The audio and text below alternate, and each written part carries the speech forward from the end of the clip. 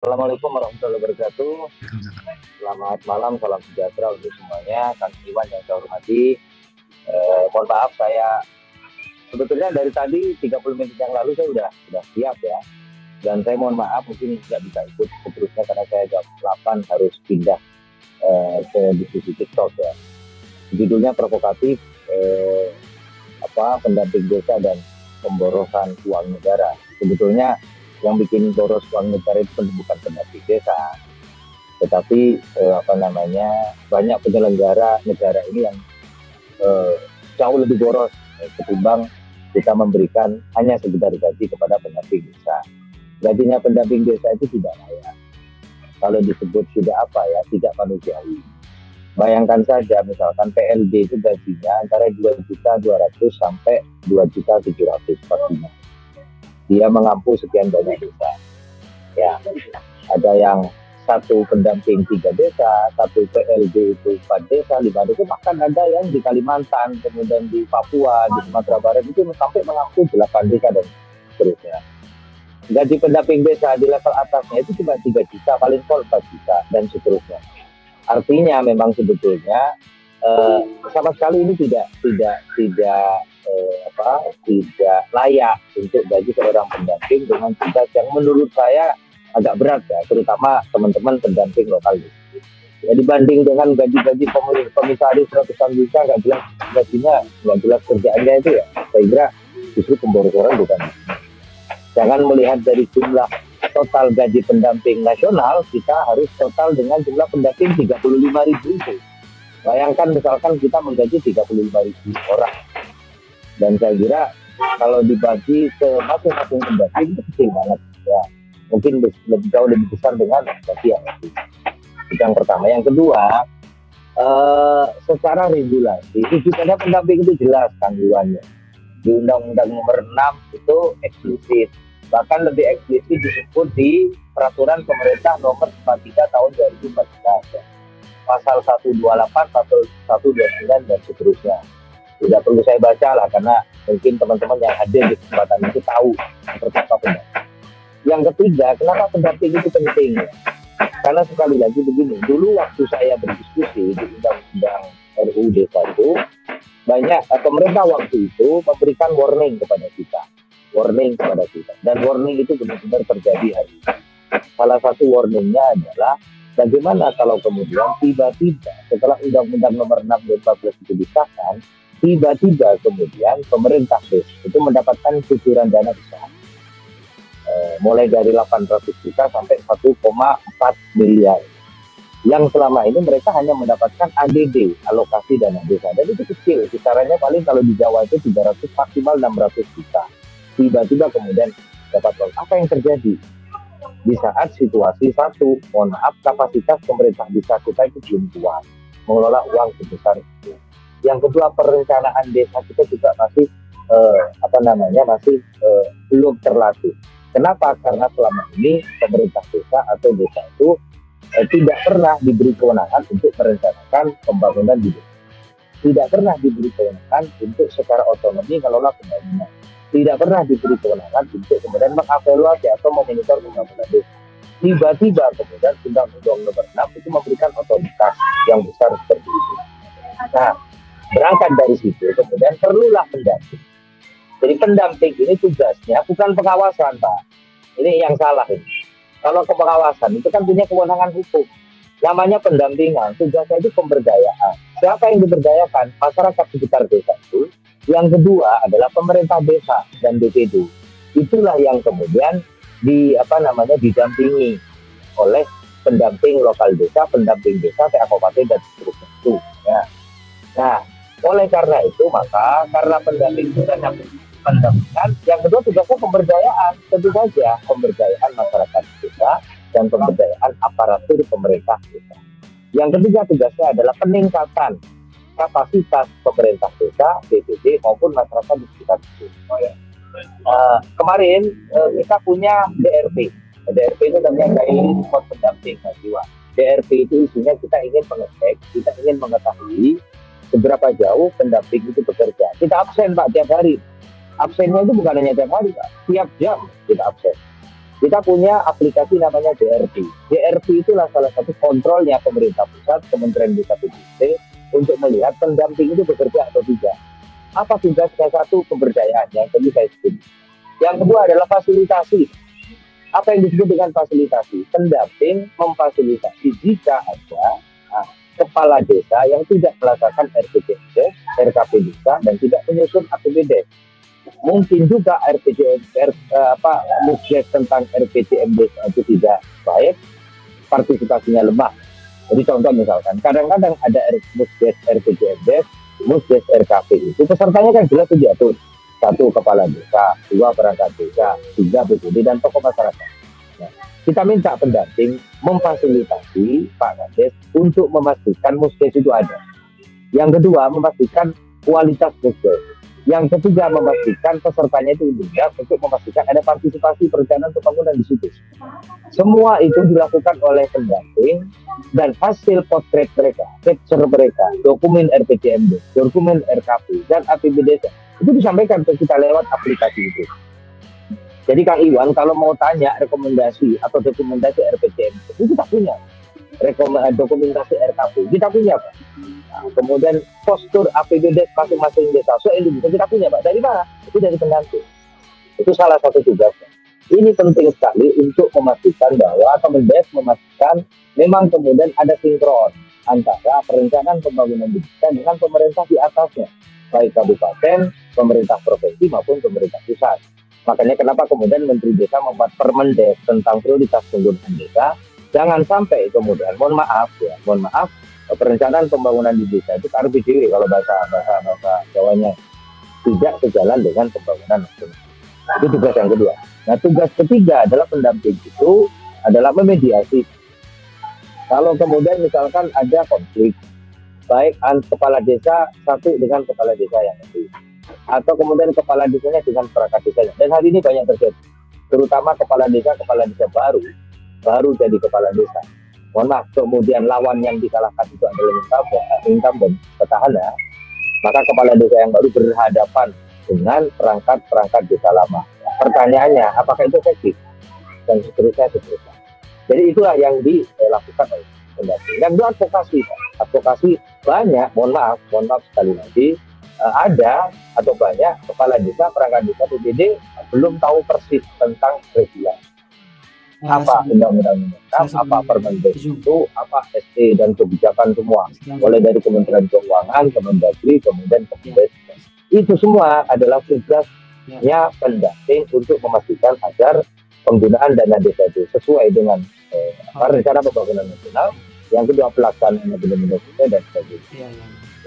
Jadi saya kira tugasnya banyak, nggak seimbang dengan gajinya. Apalagi kemudian sekarang postur kuota pendamping itu tidak imbang dengan jumlah desa. Pendamping kita sekarang 35.000 ya, sementara jumlah desanya 74.960 sekian desa. Tidak imbang. Itu pun tidak proporsional. Makanya kenapa kemudian Gus Salim Iskandar, Menteri Desa PDT itu selalu minta kepada pemerintah tolong naikkan gaji pendamping. Yang kedua, kita minta agar proporsional. Ya, meskipun tidak satu desa, tidak satu PLD nggak apa-apa. Yang penting cover desanya itu tidak terlalu besar, sehingga pendamping dengan gaji segitu itu tidak masih layak lah begitu. Nah, yang keempat yang bisa sampaikan adalah bahwa memang betul, memang ada pendamping yang tidak tidak aktif. Itu pun kita evaluasi. Daily report pendamping itu setiap tahun kita evaluasi. Ada yang kita lanjut kontrak, ada yang kemudian kita tidak lanjut kontrak, dan semuanya itu ada. Makanya setiap tahun kita punya, apakah itu PLD, apakah itu PD yang kayaknya, dan kita tidak lanjut kontrak. Karena kita tidak mendapatkan laporan kinerja, baik DRP maupun pelaporan kinerja itu tidak, kita itu tidak masuk. Banyak sekali, makanya setiap tahun kita kemudian mengisi kekurangan-kekurangan pendamping, baik yang berhenti, mengundurkan tidak, atau kita berhentikan. Itu banyak. Maka nanti saya setuju dengan FDC. Kalau kemudian pendamping itu tidak perlu direvisi Pak. Di undang-undang itu cukup direvisi PP nomor berapa itu? PP 43. Itulah yang mungkin kita revisi perpanjang agar perhatian pemerintah itu terhadap pendamping itu lebih kuat. Nah berikutnya Bapak Ibu sekalian, nah oleh karena itu apa namanya karena banyak kemudian pemerintah desa yang masih perlu didampingi dari sekian banyak itu, saya kira eksistensi pendamping sangat dibutuhkan. Pertanyaannya, pendamping ini dengan begitu apa kita perlu tambahan kewenangan atau enggak? Menurut saya tidak. Pendamping tidak perlu diberi tambahan kewenangan. Karena kalau pendamping diberi tambahan kewenangan, itu artinya bukan pendamping lagi. Itu bisa saja abuse. Yang kita lakukan adalah peningkatan kapasitas pendamping. Peningkatan kapasitas pendamping itu berkali-kali kita lakukan. Ada yang reguler, ada yang sifatnya kondisional. Kayak misalkan tahun ini Kemendes akan melatih 10.900 pendamping.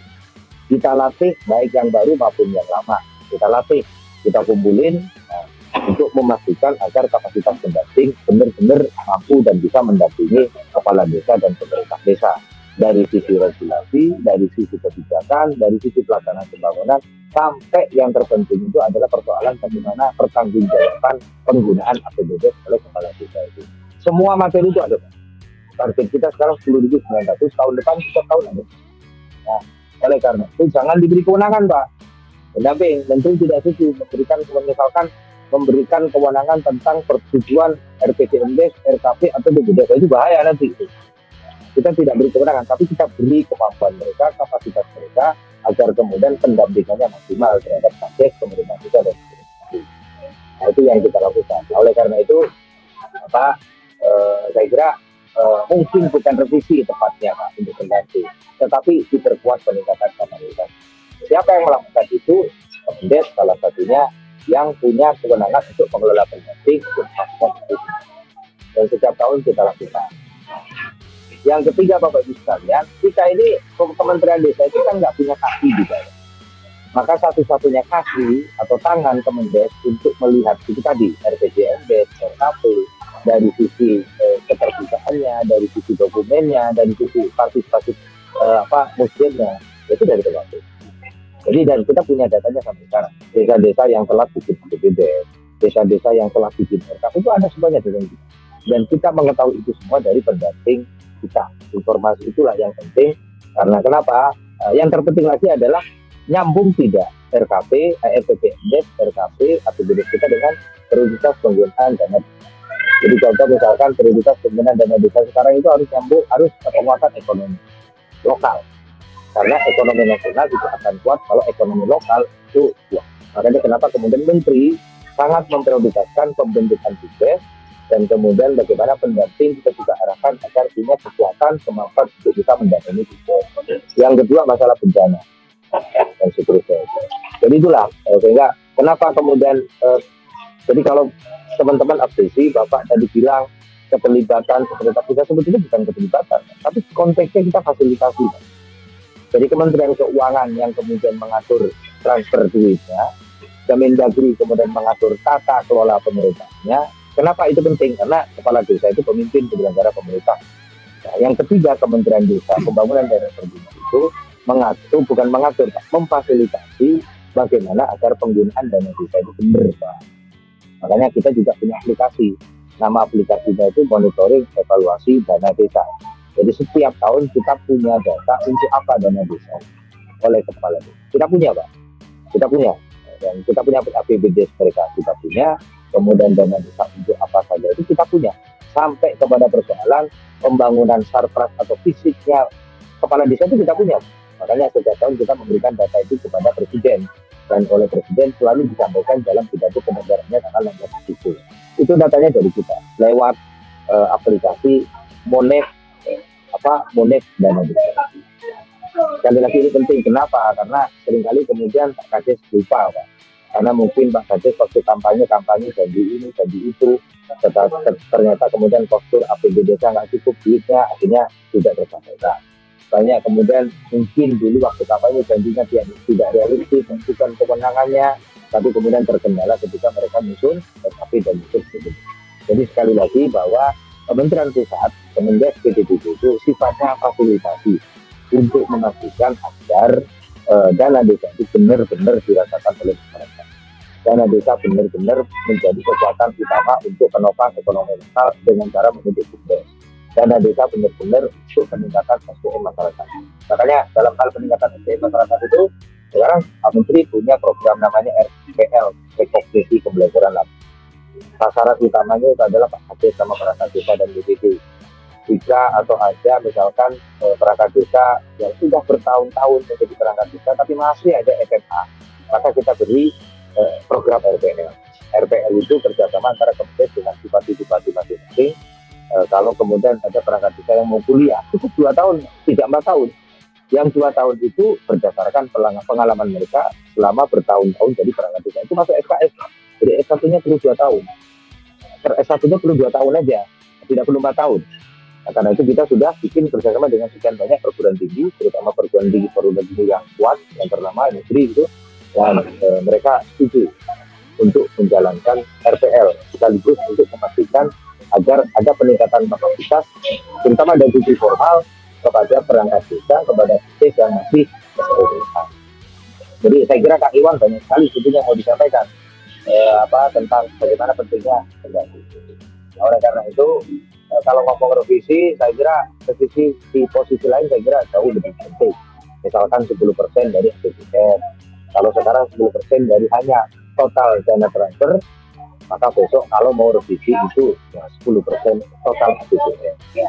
Banyak juga misalkan revisi tentang kewenangan desa. Contoh misalkan Pak Kades, ketika Pak Kades itu dana desanya cair atau tidak itu tergantung bupati, Pak.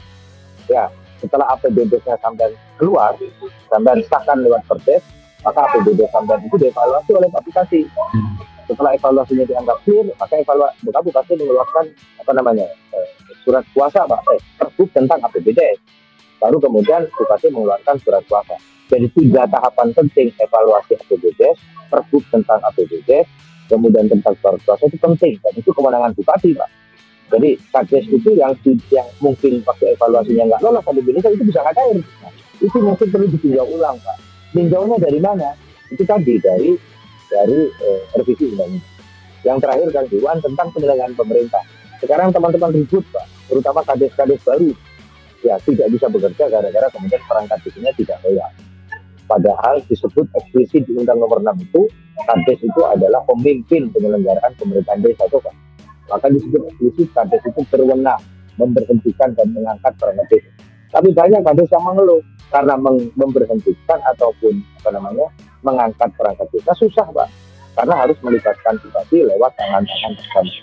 Seringkali komunikasi antara bupati Pak Sama dengan kades nggak nyambung, Pak, sehingga terhambat. Padahal kades itu elected politician, Pak. Dialah yang menggunakan perangkat desa, bukan camat, bukan bupati yang menggunakan. Kewenangan absolut Pak Kades itu kemudian seringkali terbatas atau terbatasi atau seringkali kemudian terkurangi oleh kewenangan pemerintah, terutama pemerintah di level atas. Nah mungkin Pak Abdulji ini yang perlu kita revisi. Jangan sampai kemudian sampai diberi duit besar, tapi kewenangan sampai secara tidak langsung digunting oleh kewenangan pemerintah di atasnya. Mungkin itu revisi. Mungkin bahasanya bukan evaluasi, tapi konsultasi, evaluasi. Ya, di undang-undang itu kan disebut evaluasi. Jadi kepala desa itu memberhentikan kepala desa dengan syarat rekomendasi dari bersama. Mungkin namanya bukan rekomendasi, Pak, tapi konsultasi, Pak. Karena kalau dilepas sekalian tidak konsultasi, mungkin Pak Kades bisa mengangkat perangkatnya kali dulu. Dan saya kira meskipun itu manusiawi sah, karena Pak Kades punya pendukung, punya tim sukses, itu manusiawi. Tetapi kalau kemudian orang yang tidak memenuhi syarat, baik syarat formal maupun syarat kualifikasi, pengalaman, kemudian diangkat menjadi perangkat, itu tidak jadi masalah. Begitu, Pak Iwan. Saya kira itu sementara dari kami. Terima kasih.